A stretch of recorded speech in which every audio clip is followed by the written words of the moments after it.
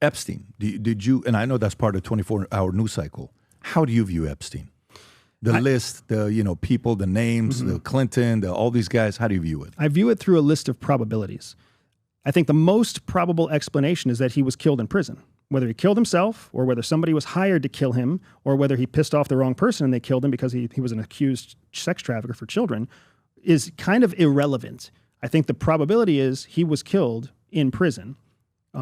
I don't think that he was in an orchestrated hit by some politician. I don't think that the deep state was involved.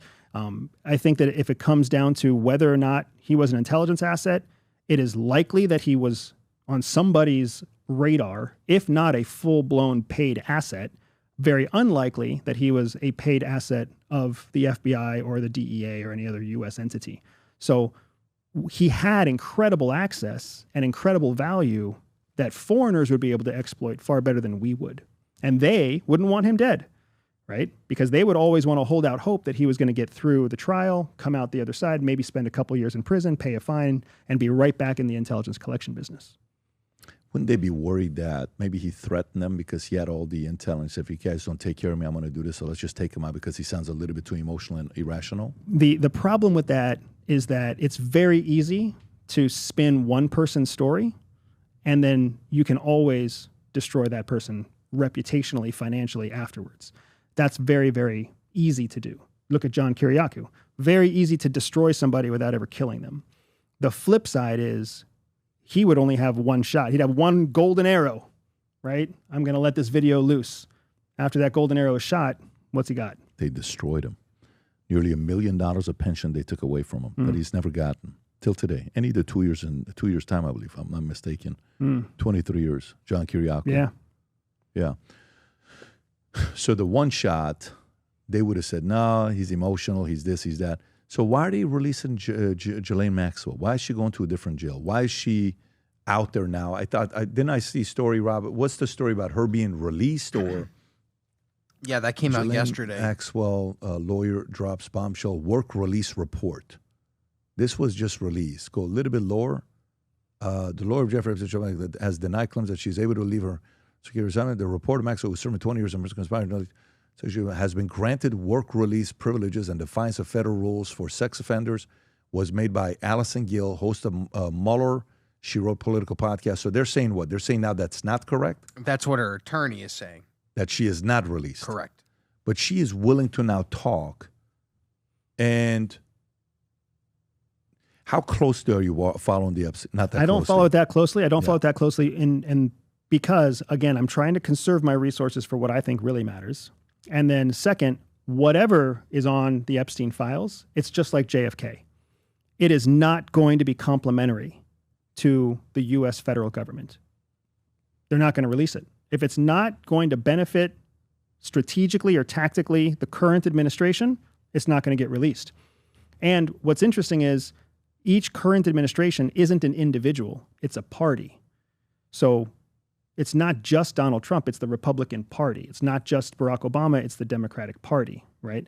So if whatever the information that's currently classified, once that sees the light of day, you can't put it back in the box. So it's always better to keep it in the box. Yeah, but so then what that means is, how many people do you think actually know what happened with Epstein? How many people know for a fact who's on that list? How many people are on that list? Maybe no more than 50, probably closer to 25. Closer to 25, no. Of those 25 people, how many of them are in a place where maybe something happened to their daughter or to their kids or maybe to them when they were younger where they're like, no, I'm going to make sure the world knows about this? Meaning none of them would want to bring that story out to the public? Really? Every one of them would have more invested in their political career than they would in aligning this with their family. And here's the thing, man. When you get to the level where you're dealing with scumbags, first you segregate your family out of just survival need. You can't think of all the FBI officers that have to hunt down child pornography.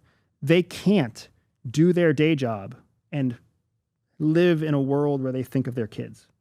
So they have to compartmentalize the job from their family life. It's the same way in politics. You have to compartmentalize your job from your family life. And then second to that, they're also thinking about what does this do to the structure, the institution of the American people. If I release it, XYZ happens. If I keep it confidential or classified, ABC happens.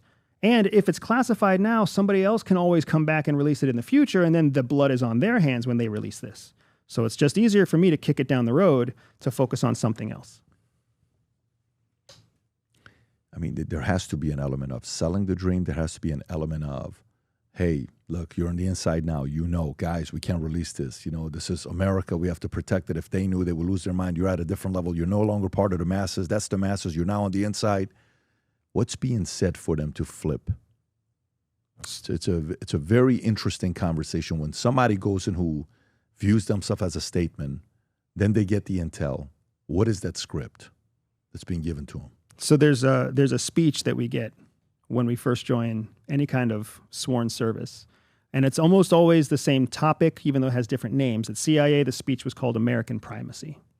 And the speech was given by this officer at CIA who was 20 years, a 20-year veteran of CIA. And he got up in front of all of us after we had taken our sworn oath to protect and defend the Constitution against all enemies, foreign and domestic.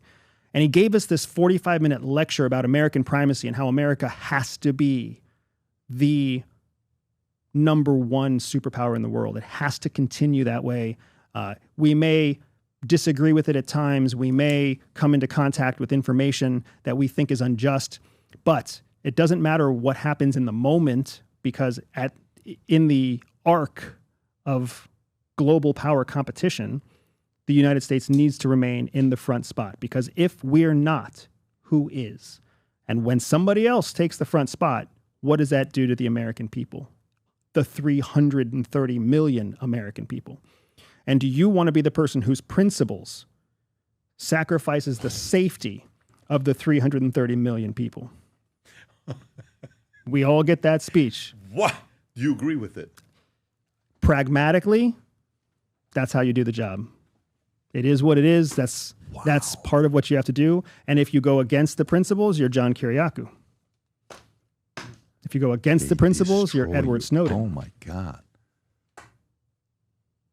You know, it's funny, Pat, because people, and you've seen this, I'm sure, people call me like a CIA plant. They accuse me of still working for CIA. It's way more pragmatic than that, right?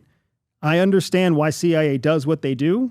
I understand what happens if you go counter to what they approve or let you do. So why would you go contrary? Why would you swim against the flow if swimming with the flow gives you more reach, more wealth, more power, more success? Maybe that makes me unprincipled, but pragmatically speaking, it's one road to Rome. Nowadays, more than ever, the brand you wear reflects and represents who you are. So for us, if you wear a Future Looks Bright hat or a Valuetainment gear, you're telling the world, I'm optimistic. I'm excited about what's going to be happening, but you're a free thinker. You question things. You like debate. And by the way, last year, 120,000 people got a piece of Future Looks Bright gear with Valuetainment. We have so many new things. The cufflinks are here. New Future Looks Bright. This is my favorite, the green one. Just yesterday, somebody placed an order for 100 of these. If you watch the PBD podcast, you got a bunch to choose from. White ones, black ones.